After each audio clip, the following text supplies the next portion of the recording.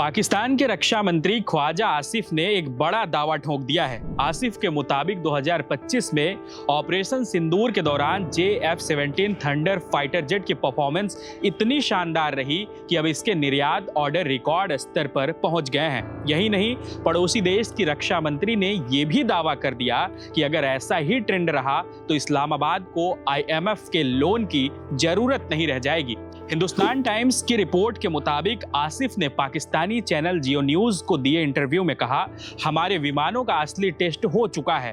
हमें इतने सारे ऑर्डर मिल रहे हैं कि अगर ये सिलसिला जारी रहा तो 6 महीनों में पाकिस्तान को IMF से कोई बेल आउट पैकेज लेने की जरूरत नहीं पड़ेगी। JF-17 थंडर एक हल्का मल्टी रोल लड़ाकू विमान है जिसे पाकिस्तान और चीन ने मिलकर बनाया है। आसिफ का कहना है कि ऑपरेशन सिंदूर में इसकी कॉम्बैक्ट क्षमता दुनिया के सामने आई, जिससे इसकी मार्केट वैल्यू बढ़ गई है। Retired air marshal Aamir Masood भी कहते हैं कि कॉम्बैक्ट में टेस्टेड होने से JF-17 की बिक्री में तेजी आई है। पाकिस्तान ने फिलहाल IMF से $7 बिलियन का लोन, लगभग 56,000 करोड़ रुपए ले रखा है।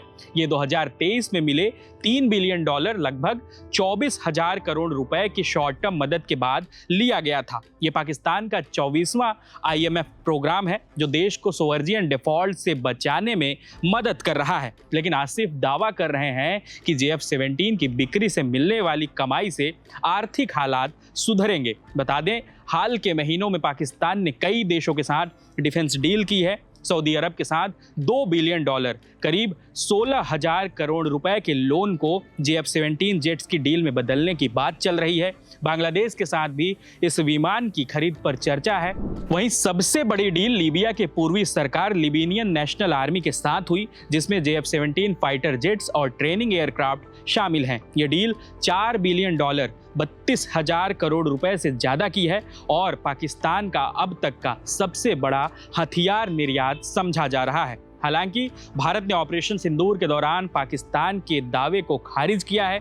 भारतीय वायुसेना ने कुछ महीने पहले ही कहा था कि उन्होंने इस ऑपरेशन में 5 पाकिस्तानी जेट्स को मार गिराया, जिसमें F-16 JF-17 क्लास के विमान शामिल थे। वायुसेना प्रमुख air chief marshal Amarpreet Singh ने 93वीं वायुसेना दिवस पर यह बात कही थी। वहीं अगर आपको JF-17 के बारे में बताएं तो ये एक हल्का और हर मौसम में काम करने वाला मल्टी रोल कॉम्बैक्ट एयरक्राफ्ट है। इसका निर्माण पाकिस्तान एरोनॉटिकल कॉम्प्लेक्स और चीन की चेगंदू एयरक्राफ्ट कॉरपोरेशन द्वारा किया जाता है।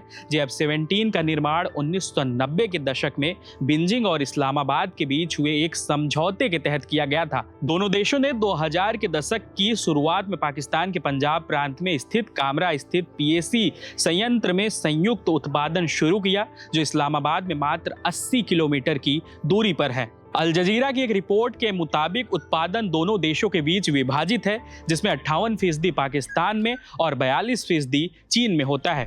वहीं आपको बता दें, ऑपरेशन सिंदूर के दौरान पाकिस्तान के आतंकी ठिकानों को भारत ने निशाना बनाया था और पाकिस्तान की ओर से सीज फायर की गुहार भी लगाई गई थी। आसिफ के बयान पाकिस्तान की आर्थिक चुनौतियों के बीच आत्मविश्वास दिखाने की कोशिश लगती है, लेकिन कई विशेषज्ञ मानते हैं कि IMF पर निर्भरता इतनी जल्दी खत्म होना मुश्किल है। फिलहाल सब दावे ही हैं। JF-17 की बढ़ती डिमांड से पाकिस्तान के हालात में क्या सुधार आएंगे, ये तो आने वाला वक्त ही बताएगा।